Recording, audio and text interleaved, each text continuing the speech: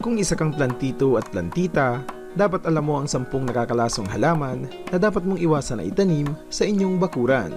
Ang mga halaman ay isang bagay na kaakit-akit sa ating mga paningin, magaganda, mahalimuyak at nakakabighani.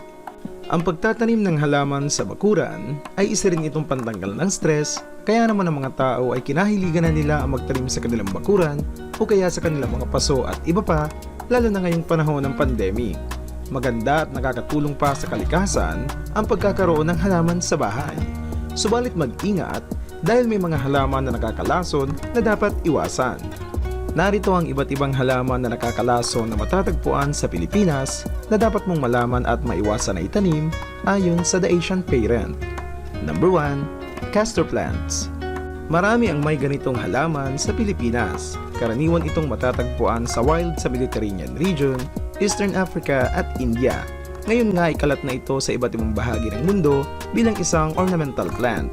Maaaring mapatay ng halaman nito ang isang full-grown adult ng 4 hanggang 5 na buto lamang. Ang ricin na toxin na taglay nito ay matatagpuan sa buong halaman. Kapag nakapasok na ang lason nito sa iyong katawan, maaaring makaramdam ng burning sensation sa iyong lalamunan at bibig at susundan ito ng diarrhea at pagsusuka.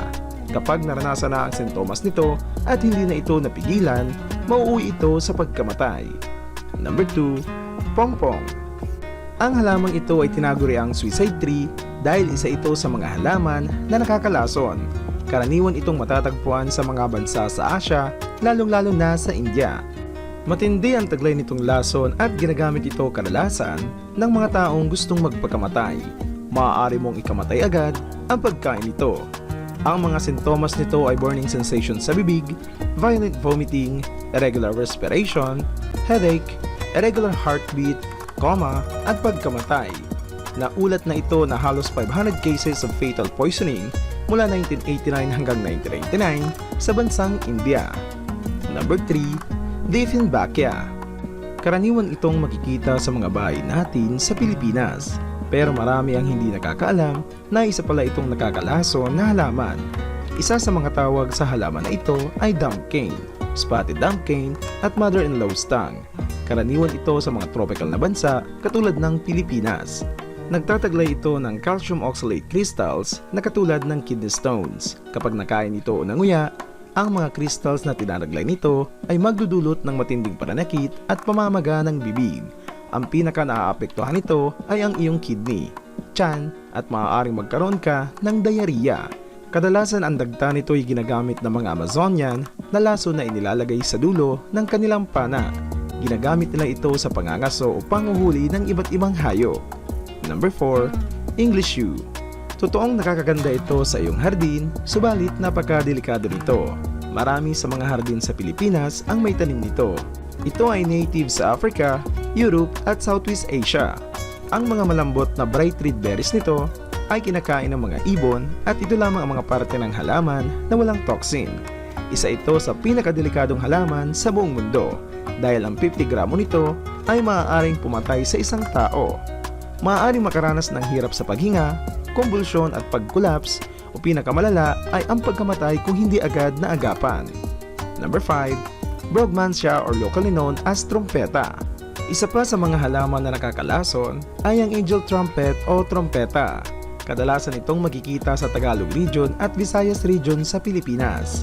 Hindi talaga ito original na makikita sa Pilipinas, subalit marami ang nagpaparabi nito sa bansa. Nagtataglay ito ng mga alkaloids na toxin na kapag ikaw ay na-overdose sa pamamagitan ng pagsubo o pagkain nito, maaaring bumilis ang tibok ng iyong puso at atakihin ka sa puso. Ang 4 na gramo ng trumpeta ay nakamamatay rin sa bata. Ipinagbabawal din ito ng PDEA. Number 6. Datura na mas kilala bilang talampapunay at katsubong sa Tagalog at Visayas areas. Ito ay tinatawag na thorn apple sa Ingles. Ang halamang ito ay kilala ng mga karaniwang tao dahil sa hallucinogenic properties nito. Bukod sa nakakalason ng halamang ito, nabatid ng PDEA na ang mga species ng halaman na ito ay nagdudulot ng banta na kailangang seryosohin dahil may mga local reports na dumadami ang mga Pilipinong gumagamit nito. Binalaan ng PDEA Director ang publiko ng mga mapanganib na epekto ng mga halaman na ito dahil ang nasabing plant-based narcotic substances kasama ang kanilang mga nakakalason na alkaloid ay hindi pa rin legal sa bansa pati na rin sa ibang bansa ayon sa isang balita. Number 7. Belladonna o lubi-lubi. Kung tutuusin, marami rin ang naitutulong ng halamang ito. Ginagamit ito na antipyretic, antispasmodic, antiseptic at iba pa.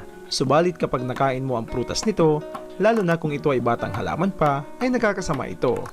Maaaring makaranas ng pagkawala ng boses, pagiging dry ng bibig, pananakit ng ulo, hirap sa paghinga at kumbulsyon. Ang buong halaman nito ang nakakalason. Subalit ang berries nito ang pinakadelikado sapagkat kadalasang matamis ang bunga nito. Dahil dito, maraming mga bata ang na-attract dito. Ang 10 berries nito ay maaaring pumatay ng isang matanda at ang isang dahon lamang nito kapag nakain ay ikamamatay rin ng isang tao. Number 8. Wolfsbane. Napakaganda ng halamang ito kapag nakita mo. Marami ang nagbebenta nito sa Pilipinas. Kadalasan itong nagmumula sa malalamig na bahagi ng bansa. Huwag magpaloko dahil delikado ito. Nagtataglay ito ng toxin na alkaloid sudaconitine. Sa sobrang lakas ng lason nito, ginagamit ito ng mga taga-Aino sa Japan sa kanilang mga armas upang gamitin sa pangangaso. Ginagamit ang lason nito sa pagpatay ng mga hayop. Kapag ito'y nakain mo, makakaramdam ka ng burning sensation sa iyong mga kamay at paa hanggang sa iyong tiyan at maaaring ikamatay sa loob ng 2 hanggang 3 oras. Number 9. Rosary pea. Matatagpuan ang halaman na ito sa Pilipinas, India, Sri Lanka at Thailand. Ang rosary pea o matag iring ay isang cold-blooded killer. Matatagpuan ito kadalasan sa mga tuyo at mababang lupa hanggang sa mga medium altitude na lugar. Sa sobrang nakakalason nito, ang 3 micrograms nito ay maaaring pumatay sa isang fully grown human ayon sa mga ulat, kahit na ginagamit ang buto nito bilang beads. Hindi ito advisable dahil ang tao ay madalas na isinusubo ang kanilang mga daliri. Ang lason nito na abrin ay 75 na beses na nakamamatay sa ricin ng castor plants. Number 10. Buta-buta. Ang salitang buta ay mula sa wikang Bicol na ang ibig sabihin ay bulag. Kaya naman mula sa pangalan na iyan, ang halaman na ito ay isang nakakabulag na halaman. Tumutubo ito sa muddy at stony soil na kadalasang makikita sa mga mangroves. Subalit notorious ang halaman na ito sapagkat ang dagta nito ay naglalaman ng lason. Ang ilang patak nito sa iyong balat ay magdudulot ng paltos at kapag napatakan ka nito sa iyong mata, maaari mo itong ikabulag. Kung madikitan ng mga halamang nakakalason, maaari makaranas ng sintomas gaya ng pulang pantal sa loob ng ilang araw, pagkakaroon ng mga bukol at mga paltos, pamamaga ng parte kung saan nadikit ang halaman at pangangati. Ang sinumang malason na nakakalason na halaman ay dapat gawin ang first aid na ito. Banlawan agad ang balat ng grabing alcohol, specialized poison plant washes, decreasing soap tulad ng sabon na panghugas ng pinggan o detergent, at maraming tubig. Maglagay ng wet compress at calamine lotion sa balat upang mabawasan ang pangangati at pamumula. Sundin ang mga direksyon na nakasulat sa mga cream at lotion. Huwag ilapat sa sirang balat tulad ng mga bukas na paltos. Ang oatmeal bath ay maaari ring makapawi ng pangangati. Ang antihistamine tulad ng Benadryl ay maaaring inumin upang makatulong na mapawi ang pangangati. Sundin ang mga direksyon sa pakete dahil maaari ring makaramdam ng antok kapag uminom nito. Tandaan na huwag agad bumili ng mga halaman kahit ito pa ay maganda sa paningin. Mag-research muna sa mga halaman na iyong itatanim o ilalagay sa iyong bahay. Alamin kung may lason at ligtas ba ito lalong-lalo na sa inyong mga anak. Maganda rin ang paglalagay ng indoor plants para makatulong sa pag-produce ng oxygen.